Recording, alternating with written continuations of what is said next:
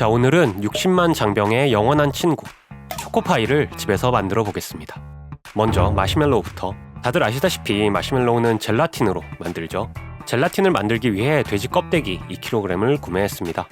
전에 젤리 만든 영상을 보신 분은 아시겠지만 이 돼지 껍데기 안쪽에는 지방이 많이 붙어 있으므로 일단 눈에 보이는 지방은 칼로 제거해 주도록 합니다. 이때 최대한 제거를 해줘야 나중에 좀 덜 힘드니까 집에서 하실 때는 지방 없이 껍데기만 남도록 최대한 제거를 해주시는 걸 추천드립니다. 저는 우선 이 정도 지방을 잘라냈고요. 이제 이 돼지 껍데기를 작은 조각으로 잘라줍니다. 저는 대략 손가락 길이 정도로 잘랐는데 이게 이렇게 여러 장을 겹쳐서 자르다 보니 미끌미끌해서 자르기가 굉장히 불편했습니다. 그러다 나중에는 이렇게 돌돌 말아서 한번 잘라봤는데 이렇게 자르니까 자르기가 훨씬 수월해졌습니다. 집에서 돼지 껍데기를 자르실 때는 이렇게 돌돌 말아서 자르는 걸 추천드리고요. 너무 긴 조각들은 가위로 한 번 더 잘라주고 작게 다 잘랐으면 이 돼지 껍데기를 삶아서 남은 지방과 불순물을 제거해줍니다. 이렇게 위에 지방이랑 뭔가가 많이 뜨니까 이 과정은 꼭 거쳐주시고요. 20분을 삶은 후에 흐르는 물에 깨끗이 헹구고 다시 삶아줍니다. 저는 이렇게 총 3번을 삶고 헹구는 과정을 반복했습니다. 돼지 껍데기가 어느 정도 깨끗해졌으면 이제 다음 단계입니다. 큰 보울에 물을 담고 수산화칼슘을 섞어서 pH 12, 13 정도의 알칼리 용액을 만든 뒤 여기에 돼지 껍데기를 담급니다. 이 과정을 통해서 아직 남아있는 지방과 불순물이 제거되고 돼지 껍데기 안에 들어있는 콜라겐 섬유가 부드러워져 다음 단계인 산처리 단계 시 콜라겐이 보다 효과적으로 추출되게 됩니다.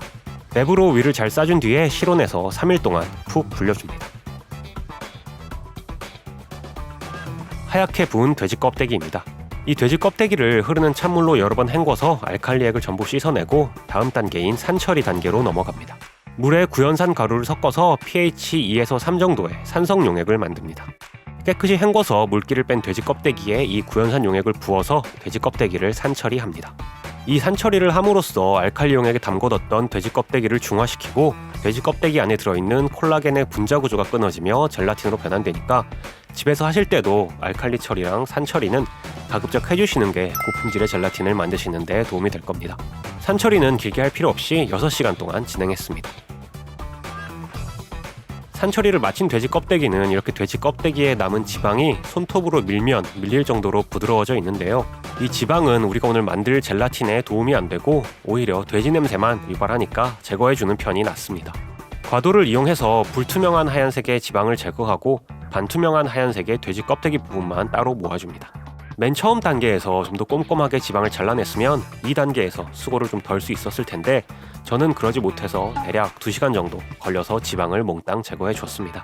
집에서 하실 때는 첫 단계에서부터 최대한 지방을 꼼꼼하게 제거해 주시는 걸 추천드립니다.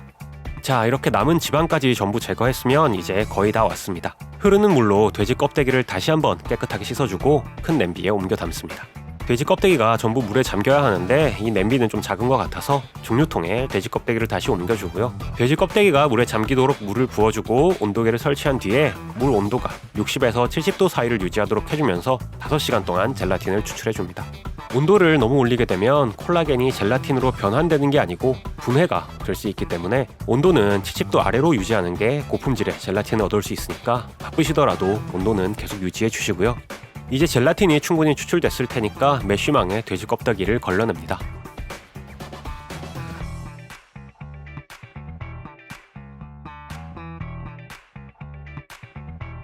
수분을 좀 더 제거해주기 위해서 이 젤라틴 용액만 따로 냄비에 부은 뒤 마찬가지로 70도를 유지하면서 3시간을 더 지켜봤고요. 이제 마지막 단계입니다. 젤라틴 용액을 종이 호일을 깐 트레이에 부은 뒤 식품 건조기에 넣어서 3일 동안 건조를 시켜줍니다.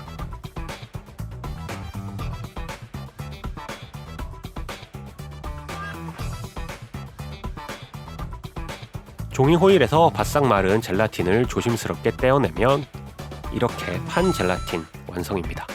확실히 저번에 젤리 만들 때 만들었던 젤라틴보다 색깔도 더 투명하고 기름 자국도 없는 게 지방이랑 이물질 제거를 열심히 한 보람이 있었습니다. 완성된 판 젤라틴은 사용하기 편하게 블렌더로 1차로 갈고 돌절구로 한 번 더 갈아서 가루 젤라틴으로 만들어줍니다. 이제 젤라틴은 완성됐고 초코파이의 빵 부분을 만들 차례입니다. 여러분도 아시다시피 초코파이의 빵 부분은 사실 케이크가 아니고 딱딱한 비스킷이죠. 초코파이 가운데 마시멜로우에서 수분을 흡수해 딱딱한 비스킷에서 부드러운 케이크 같은 질감이 되는 건데, 그래서 저도 오늘 비스킷을 만들어서 초코파이를 만들려고 합니다. 박력분에 설탕, 베이킹 파우더, 소금을 넣고 잘 섞은 뒤 잘게 자른 버터를 넣고 손으로 주물러 가면서 가루들과 잘 섞어줍니다. 버터와 가루가 완전히 섞이면 우유를 넣고 반죽을 한 뒤에 밀가루를 뿌린 쟁반을 올리고 꾹꾹 눌러서 얇게 펴줍니다. 이 반죽을 쟁반채로 냉장고에 넣어서 30분 동안 숙성시켜줍니다. 집에 있는 동그란 그릇을 이용해서 초코파이 모양대로 반죽을 자릅니다. 자른 반죽을 180도로 예열해둔 오븐에 넣고 25분간 구워주면 이렇게 노릇노릇한 비스킷 완성입니다. 이제 마시멜로를 만들 차례입니다. 우선 젤라틴을 물에 불려둡니다. 젤라틴이 붙는 동안 냄비에 설탕, 물엿, 물을 넣고 끓여서 시럽을 만듭니다. 시럽이 끓기 시작하면 볼에 계란 흰자 2개를 넣고 거품기를 돌려서 머랭을 쳐줍니다. 머랭이 쫀쫀하게 올라오면 끓인 시럽을 이 머랭에 조금씩 부으며 거품기로 계속 섞어서 이탈리안 머랭을 만듭니다.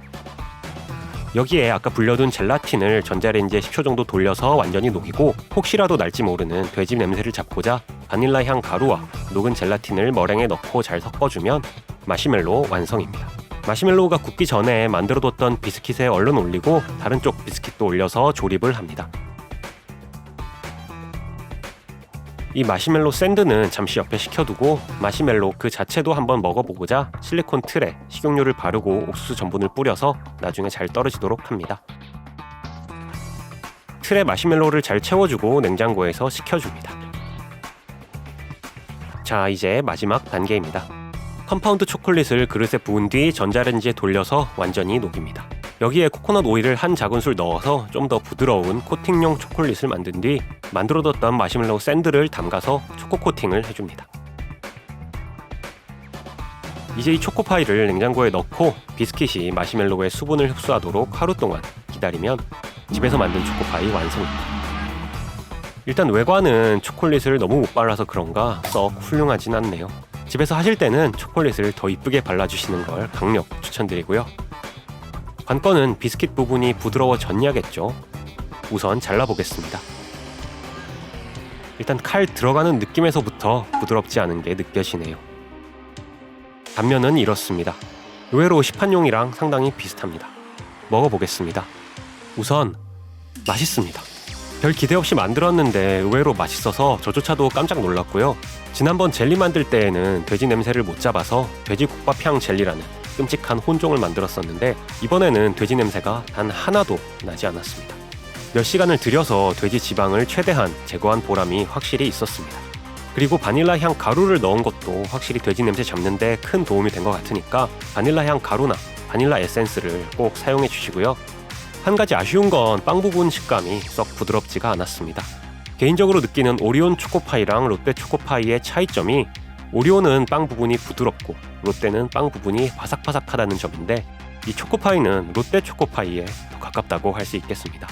저는 오리온 초코파이 쪽이 좀 더 취향인데, 비스킷 부분을 너무 두껍게 만든 바람에 이렇게 된 것 같으니까 집에서 하실 땐 비스킷을 가능하면 더 얇게 눌러 편 뒤에 오븐에 굽는 걸 추천드립니다. 그래도 맛만큼은 어디에다 내놔도 초코파이라고 말할 수 있을 정도 만족스러웠습니다. 자, 다음은 마시멜로입니다. 실리콘 틀을 가져와서 칼을 이용해서 조심스럽게 떼어냅니다.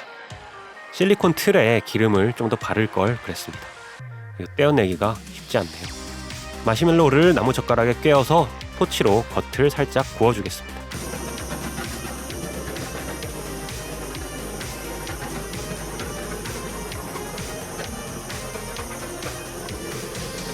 완성된 구운 마시멜로 먹어보겠습니다. 우선 굉장히 답니다. 마시멜로가 원래 이렇게 단 음식인가요? 마시멜로만 따로 먹어본 적이 없어서 모르겠는데 턱이 아플 정도로 엄청나게 다네요. 단 걸 좋아하지 않으시는 분들은 머랭 만들 때 설탕이랑 물엿 양을 조절하시는 게 좋을 것 같습니다. 그래도 바닐라 향과 살짝 바삭한 겉 식감은 나름 괜찮았고요. 한 가지 아쉬운 건 젤라틴 사용량을 시판 젤라틴 사용량과 동일하게 가져갔더니 마시멜로 특유의 쫀쫀한 식감 대신 부드러운 식감이 되어버렸는데, 집에서 만드실 땐 시판용 젤라틴 사용량보다 좀 더 사용해 주시는 게 마시멜로우 식감을 좀 더 쫀쫀하게 만드실 수 있을 것 같으니까 참고하시길 바랍니다. 자, 이렇게 오늘은 집에서 돼지 껍데기로 마시멜로우와 초코파이를 만들어 봤습니다. 군인의 영원한 친구 초코파이. 제가 군대 있었을 때는 101호가 나와가지고 지인 중 군인이 있으신 분은 이렇게 집에서 직접 초코파이를 만들어서 잊지 못할 추억을 한번 선물해 보시는 건 어떨까요?